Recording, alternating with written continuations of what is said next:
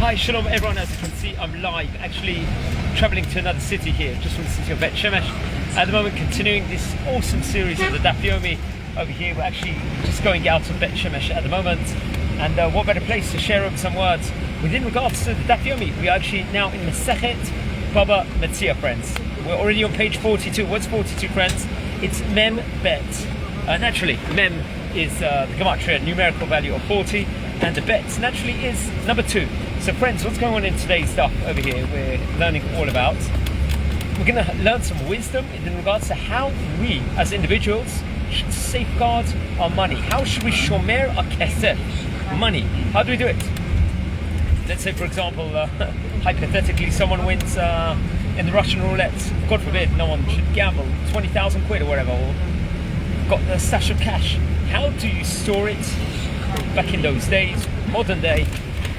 How does one store their money? So we're going to get from Rabbi Yitzchak some wisdom with regards to this, that there's 3 tactics that one should do. One could either store their money in land, karka means land naturally. How do we interpret that over here? Probably you own lands, let's just say, or something like that. You own properties. The second, so he says, Rabbi Yitzchak, to invest a third of your investments in land, in karka. The other third of your wealth should be done within regards to investments, private investments, invest in different things, whether it's stocks, shares, bonds, whatever it might be, and that is it.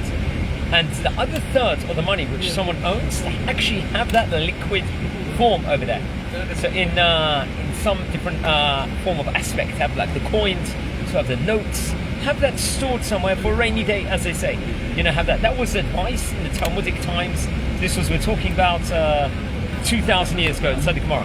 However, there's different interpretations within regards to what does each of these statements mean. Just going to switch the lights on here because the light's going to go on the bus. We're going to go outside the city. So what does this mean, friends, over here? In investments, what is investments? In karka, what is it? You bury your money under the ground, and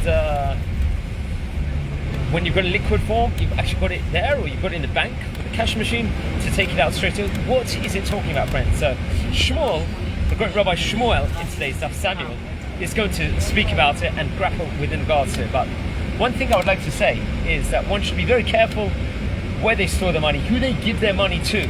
Is this someone trustable? One beautiful idea which many of the religious community do in its own right is, say someone has abundance of money, abundance of cash, or whatever it is. There's a concept called a gemach. What is a gemach? It's like this concept of gimulot chasadim, where someone gives inside a gemach. Someone is responsible in being in charge of the gemach, and that person will distribute that money which someone stores with him to the poor. So it's that person could, let's say, for hypothetically, someone will invest $5,000. They've got $5,000 cash.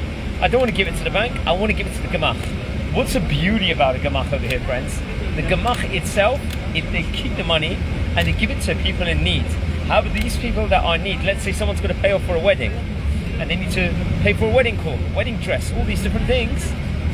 This 5,000 someone gave, that will go to the other person as a loan, and that person will have like a year, 2 years, whatever, a fixed amount of time to pay that loan back, interest free. So there's a lot of benefits for everyone over here.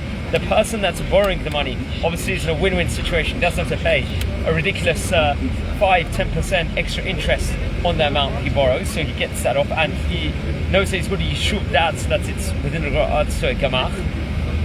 And the person that owns this money over here, he can ask for the money back at a later stage. He knows that it's over there, and he knows that this money, which he's got, the $5,000, let's just say, he's given to someone else to look after and to give over to the poor, he knows that it's going to a good place. It's a continuous mitzvah the person gets over here.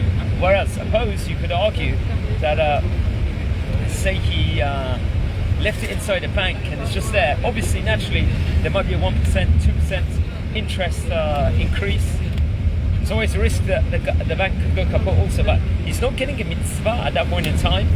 when the money is just sitting inside the bank itself, but when the money is actually in a gemach, in its own intrinsic right, every single second that it's inside the gemach, he is going to be gaining an extra mitzvah at that stage in time, and that's a phenomenal thing within regards to that. And a lot of wisdom can be learned, because it's not just we're learning these dafim here inside the Gemara all about if someone gives you something to look after of their things. We are also people that we've got a mitzvah upon ourselves to look after our own possessions. What do we do with our possessions? One can't be negligent, and I think my grandmother always said that God gives us a bracha in money all the time, and we've got to look after it the best way that we can, potentially.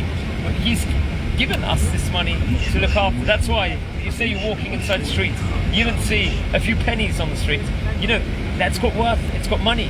You pick it up, and we actually see, just to conclude, we actually learn, I believe in Parashat Tov, we learn the story in Sefer Bereshit within regards to Yaakov and Esau. When just before they were going to encounter each other, Jacob and Esau were about to encounter each other. When Yaakov was going to wrestle with the angel of Esau, he ran back. When there was at the time of this encounter, he actually ran back at that point in time.